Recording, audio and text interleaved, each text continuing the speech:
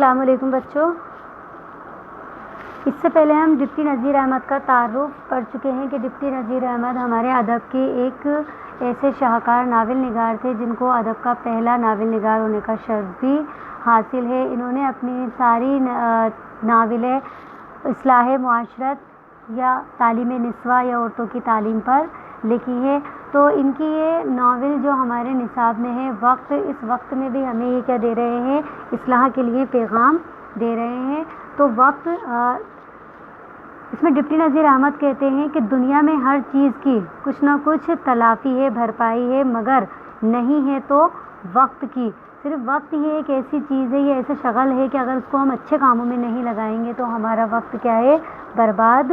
ہو جائے گا۔ جو گھڑی گزر گئی وہ کسی طرح تمہارے قابو میں نہیں آ سکتی، اور وقت کے گزر جانے پر غور کریں تو اسے کسی چیز کے ساتھ تشبیہ بھی نہیں دی جا سکتی۔ تشبیہ مطلب کمپیئر کرنا یا تلنا کرنا۔ وقت ریل سے زیادہ تیز ہے، ہوا سے زیادہ تیز اڑنے والا ہے، اور دبے پاؤں اس طرح نکل جاتا ہے کہ ہمیں خبر تک نہیں ہوتی کہ کس طریقے سے صبح ہوئی اور کب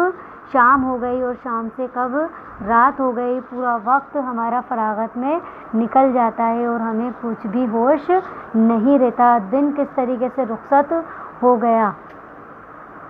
24 گھنٹے گزرتے ہوئے معلوم بھی نہ ہوتے ہیں۔ تو یہ کس طریقے سے کہ جب ہم وقت کو صحیح کاموں میں یا صحیح شغل میں استعمال نہیں کرتے۔ ایک بیت کے ذریعے وہ ہمیں سمجھاتے ہیں، بیت جسے ہم شعر بھی کہتے ہیں، کہ صبح ہوتی ہے، شام ہوتی ہے، عمر یوں ہی تمام ہوتی ہے۔ جب وقت کی بے ثباتی کا یہ حال ہے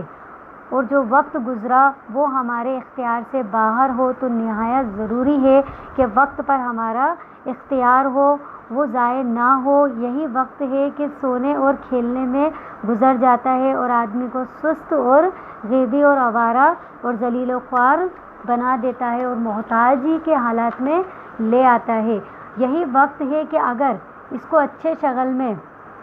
استعمال کیا جائے تو وہ انسان کو نیک انسان، عالم، فاضل، لائق، ہنرمند، نامور، محترف، نیک، ہر دل عزیز اور کئی طرح کی خوبیوں اور بھلائیوں سے آراستہ کر دیتا ہے۔ وہ اپنے قوم کے لڑکوں یا اپنے وطن کے لڑکوں سے یا اپنے معاشرے کے لڑکوں سے مخاطب ہو کر کہتے ہیں کہ اے لڑکوں، اے میرے نوجوانوں، یہ فراغت کا وقت جو تم کو ابھی میسر ہے بس غنیمت سمجھو۔ اب نہ تم کو کھانے کی فکر ہے، نہ ابھی کپڑے کی ہے، جو تم چاہتے ہو وہ سب چیزیں تمہیں حاصل ہو جاتی ہے۔ اگر یہ سب چیزیں تم آئندہ بھی رکھنا چاہتے ہو تو تمہیں وقت کی پابندی پر بہت زور دینا ہوگا، کیونکہ اگر تم اس وقت کو یوں ہی نکال دو گے تو آئندہ میں تمہیں پچھتانا پڑے گا۔ پھر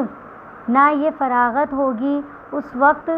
جب تم سر پر ہاتھ رکھ کر رو گے کچھ حاصل نہ ہوگا اور بہت پچھتاؤ گے تو پچھتانے میں کوئی فائدہ بھی نہیں بخشا جائے گا۔ بہت افسوس کرو گے پر کچھ بھی ہاتھ نہیں آئے گا۔ تو اگر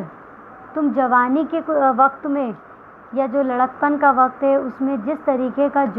جوتو گے اسی طریقے کا آگے جا کر تم کاٹو گے۔ بس یہ خیال رکھو اپنے دل میں کہ ہرگز تم اپنے اس سیکھنے کے وقت کو ضائع مت کرو، کیونکہ ایسا وقت آ رہا ہے کہ رات دن لکھنے پڑھنے کے پیچھے ہم کیوں مر مٹے۔ اگلا حال کچھ کیسا ہو کسے معلوم نہیں، کون جانے کہ تندرستی رہے گی یا نہ رہے گی، زمانہ ہمیں فرصت دے یا نہ دے۔ یہ سب سامان جو ابھی ہمیں مہیا ہے، میسر ہو نہ ہو، بے شک وقت کی قدر و قیمت اس کی بھاگا بھاگ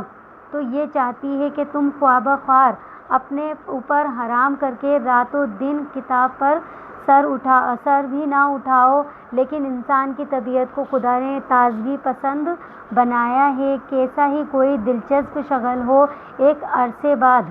ضرور اس سے جی اٹھتا ہے اور طبیعت اکتانے لگتی ہے، اور طبیعت اس بات پہ مجبور ہو جاتی ہے کہ ہم کسی دوسرے کام میں لگ جائیں۔ تو اس واسطے ہمیں یہ مناسب ہے کہ اگر ہم کسی کتاب کا مطالعہ جاری رکھ رہے ہیں، مثلا نظم و نثر، تاریخ، جغرافیہ، حساب ایک ساتھ پڑھ رہے ہیں، تو جب نثر سے طبیعت ملول ہوئی تو نظم دیکھنے لگ جائیں، تھوڑی دیر تاریخ پڑھ لیں، کچھ دیر جغرافیہ کی سیر کر لیں، پھر حساب میں طبع آزمائی کر لیں۔ ان سب سے گھبرائیں تو کچھ لکھنے بیٹھ جائیں، اور جب پورے دن کا یہ ماحول یا پورے دن کا یہ کام ہمارا ہو جائے تو رات کو سونے لگو تو یہ ضرور سوچو کہ آج ہم نے کون سی نئی بات حاصل کی، اور اگر معلوم ہو کہ آج کچھ نہیں سیکھا تو جان لو کہ دن رائگاں یوں ہی فضول ہم نے نکال دیا، اور اس نقصان کی تلافی اپنے ذمے لازمی سمجھو۔ کسی نے کیا خوب فرمایا ہے کہ جس کے 2 دن برابر ہوں،